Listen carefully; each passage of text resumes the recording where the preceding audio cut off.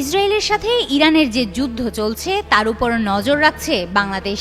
এই যুদ্ধ নিয়ে এবার ওআইসিতে সরব হয়েছে ঢাকা। তুরস্কের ইস্তাম্বুলে অনুষ্ঠিত ইসলামী সহযোগিতা সংস্থা বা ওআইসির পররাষ্ট্রমন্ত্রীদের ৫১তম সম্মেলনে অংশগ্রহণ করেন বাংলাদেশের পররাষ্ট্র উপদেষ্টা মোহাম্মদ তৌহিদ হোসেন। সেখানে তিনি আন্তর্জাতিক সম্প্রদায়কে ইসরায়েলকে জবাবদিহির আওতায় আনার আহ্বান জানিয়েছেন।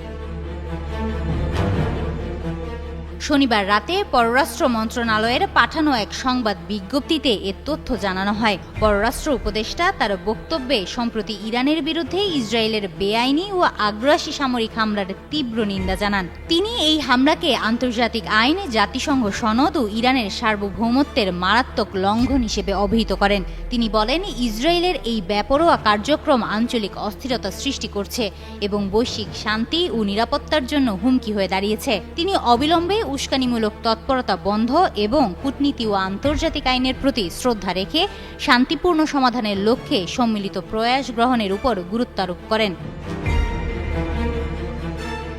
একই সঙ্গে ইসরায়েলের ফিলিস্তিনে চলমান আগ্রাসন বন্ধে প্রয়োজনীয় পদক্ষেপ গ্রহণের আহ্বান জানান। তিনি বলেন, আন্তর্জাতিক ন্যায় বিচার আদালত, আন্তর্জাতিক অপরাধ আদালতের মাধ্যমে ন্যায় বিচার ও জবাবদিহি নিশ্চিত করতে ওআইসিকে আরও সোচ্চার হতে হবে এবং সংহতির ভিত্তিতে কৌশলগত ও টেকসই পদক্ষেপ গ্রহণ করতে হবে।